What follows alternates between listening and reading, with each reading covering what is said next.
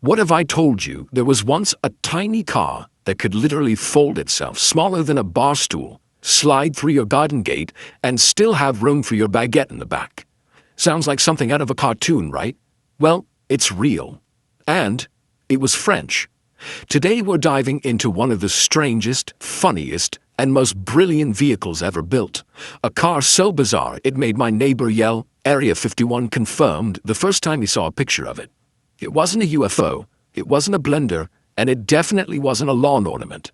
It was the 1951 Reyonnah, the only car ever designed to literally fold itself to fit into a broom closet in downtown Paris. But before we unfold this masterpiece of French madness, if you love forgotten cars, wild engineering, and stories that make you say, "Wait, they really built that," then hit that subscribe button like it owes you rent. Trust me, this channel's about to take you on a ride through automotive history's weirdest corners. Alright, buckle up, or just hold on to your croissant, because this story starts right after World War II. France, early 1950s. Fuel was scarce, parking spots were basically urban myths, and city streets were narrower than your kitchen hallway. The average Parisian driver had two options: buy a scooter and get rained on, or invent something wild enough to beat the system. Enter Robert Hannoyer, a Paris mechanic with too much imagination and not enough space. One day while staring at a no parking sign, he probably muttered, "Fine, I'll build a car that folds in half." And somehow, he did. His creation looked like a mix between a fighter jet canopy and a soap bubble on wheels. It had four wheels, but in a straight line, one behind the other, giving it the personality of a motorcycle that desperately wanted to be a car. But here's the showstopper. When it was time to park, the front end of the car could literally lift and fold its wheels underneath itself. The width shrank from about 1.45 meters, nearly 5 feet, to an unbelievable 0.75 meters. That's roughly the width of a small chair. You could park it between two bicycles and still have elbow room. The early body was built from duralnox, a lightweight aluminum alloy used in aircraft construction.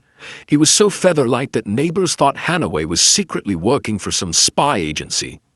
There were no doors. Nope. You climbed in over the side like a stuntman sneaking into his house past curfew. The whole canopy tilted sideways like it was giving you a floaty wink. Inside, if you can call it inside, was a narrow cockpit. One seat up front for the pilot, driver, and one seat behind for the brave soul who agreed to ride along. Later versions came with either a soft canvas roof or a small hardtop with a sunroof, perfect for feeling the romantic Paris drizzle on both your face and your knees.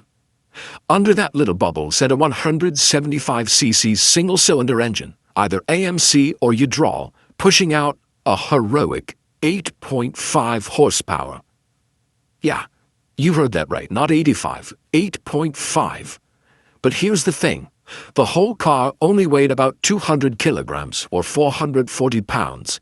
That's lighter than most refrigerators, so it could still zip up to around 70 kilometers per hour, 43 miles per hour.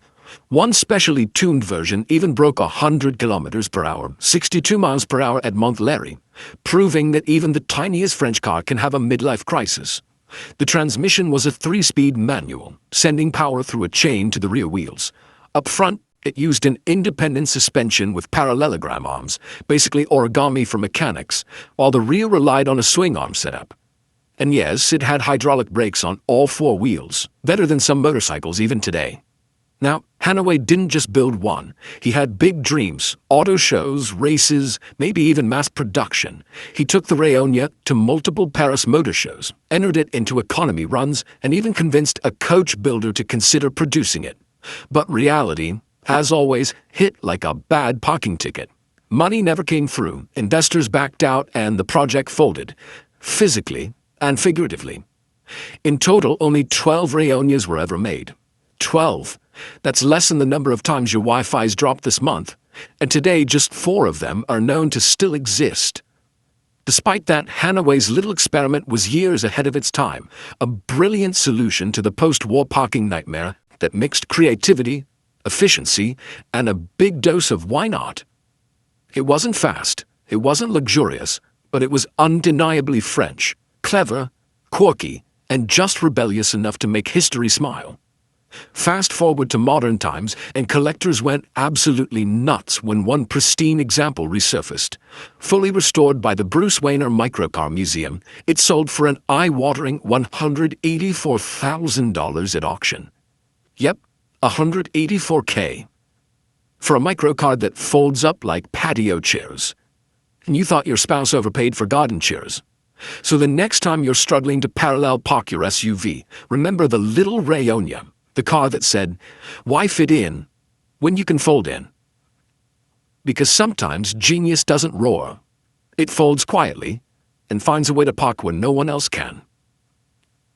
Thanks for watching, and if you love these deep dives into forgotten machines that change the rules, hit that like button, drop a comment, and subscribe for more automotive insanity. Who knows? The next car we talk about might fly instead of fold.